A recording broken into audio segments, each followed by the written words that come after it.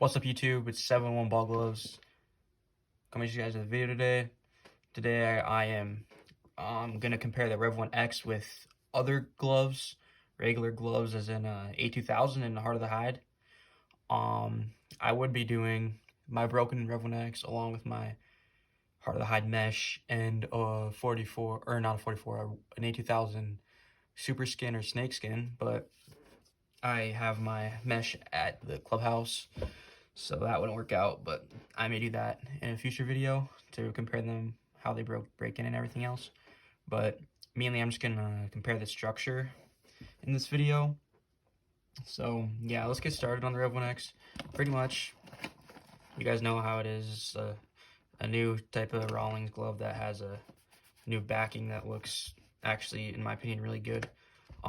It is very underrated. People say it's plastic and a plastic material. No, it's like a rubber material. It's not said very much. It's underrated. Another thing on the REV1X, there's no lacing in the heel or on the top of the web, which in this glove there's also no lacing on the top of the web, and I actually don't mind that personally, but some people do.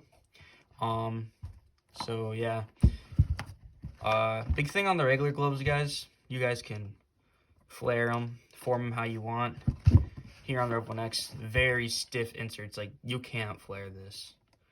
Granted, these are all new gloves, that's why I'm comparing this REV1X to this new along with the other two gloves, because a lot of my used gloves are at the clubhouse. So one big thing, the REV1X,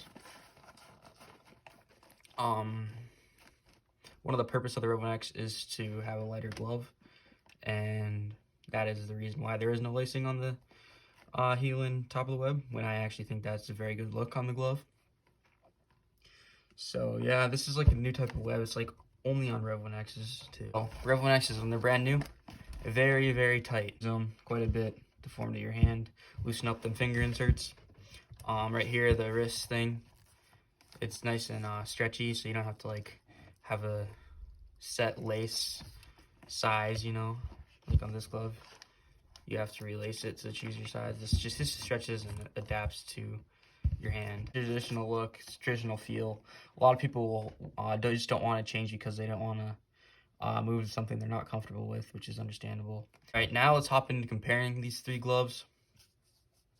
Let's start with the comfortability. I already touched on that a little bit, but let's get into it for all three of them. This Heart of the Hide. Putting my hand in it, feels very comfortable. It's not tight on my fingers, not too tight. It's tight enough to where it gives me room to form to my hand. And so that's how the Heart of the Hide feels. REV1X, already touched on this a little bit. Very tight finger inserts, especially on the thumb and pinky. It feels like almost hard, like there's plastic inside of the inserts. Like the inserts feel really cheap and bad on the REV1X. That's the one complaint I have on the Rev. So yeah. This A2000, this is pretty much a collector's glove, so it doesn't really need to feel too good. But it does feel pretty good and comfortable. It's not too tight, not too loose. Not like anyone would use this glove, but yeah. Let's get into the lace quality. This lace quality is really good on this Heart of the Hide. Tanner's lace, obviously, I believe, yep. This feels a little bit different, but I believe, and I think it would be the smart thing to do for Rawlings to use Tanner's lace. I can't really tell if this is Tanner's lace. I'm not like a glove restoration dude, but it seems to be Tanner's lace. It feels a little stiffer and, you know, harder, if that makes any sense.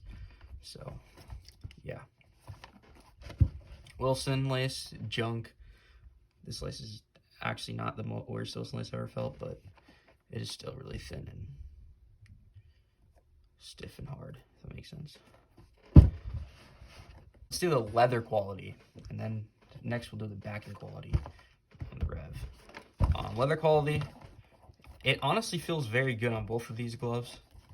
Heart of the Hide, it feels like this is Heart of the Hide leather, I can't really tell, but that's what it feels for it to be. Very good leather on the inside. This is a very underrated part of the glove. It's still a very nice glove. $400 though. I don't know. Compared to the hard to hide leather, it pretty much, I think it is hard to hide leather. And yeah, you can just buy the same leather glove for $100 cheaper, but you know, it's the cool design which really is getting the Rev attention. The leather on this A2000 feels very good, like typical Wilson leather. I prefer the feel of Rawlings leather, but Wilsons oftentimes feel better on my hand sometimes. I love the A2K leather though. That's the best. That's my favorite kind of glove. It's an A2K. So yeah. Let's go into the backing of the glove. Obviously, the feel. If you want your glove, if you like the feel of forming your glove, and you want your glove to be perfectly formed in your hand, I prefer getting a traditional glove. But if you want a glove that looks really cool on your hand, a REV1X is sick. I honestly want make a custom REV1X, see what I can do with it, see how it breaks in and how it feels when it breaks in. I actually do not really know how a broken in REV1X feels like, a fully broken in one, but it probably wouldn't be terrible. The only thing is I've always used a flared glove, but I usually play first. You can't, it's kind of tough to flare first baseman's mitt. It's kind of awkward to play with a flared first baseman's mitt, but when I do play infield at third, I always have used a flared glove. It'd probably be kind of weird and tough to adapt to a straight fingered glove or kind of like a rolled fingered glove. You guys can see right here, it's kind of rolled in. I don't know. I always love my gloves flared. I've never used a glove that hasn't been flared since I was like 9 years old, before I got into gloves. The backing of this really is underrated in my opinion. It's actually kind of high quality. It won't rip or tear on you. I can guarantee you that.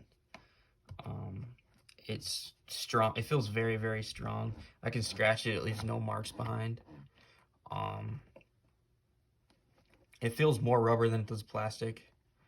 It looks plastic though. That's a big thing for this glove. Like, a lot of people say they look cheap. I think they look awesome. Get some cool colorways. In fact, I think this is the best colorway they came out with. The yellow one is okay, but I just don't like the neon yellow with with the white. If it was like neon yellow and it had like gray or something, just gray, no white, it would probably look a lot better. I feel like the white makes it look like a true t-ball glove or a softball glove. This is definitely my favorite Rev. I have two of these. One's in a raffle. I'm willing to sell the other one, so DM me on Instagram if you're interested in it. Also, another thing on the Revs, these logos, I wish it had like some sort of like Rawlings logo on it. It doesn't show much Rawlings, if any Rawlings on here. Yeah, this is the only thing on the thumb right here. It's the only thing on the glove that talks about Rawlings, or it shows Rawlings. It would be cool if it had like a platinum patch right here. Not like the actual platinum patch, but like it just had a Rawlings logo right in the middle here. That'd be pretty sick. And Rawlings like right up on the pointer. Something. It kind of looks bare. It could definitely be using some more branding on it.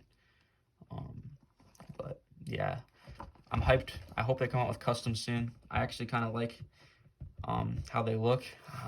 Not sure on the feel yet, but honestly, in my opinion, what I've heard, everyone hates on them just because of the price. But if you have the money and you want to have a super sick glove on the field, go out and get a Rev, bro. They're actually not bad at all.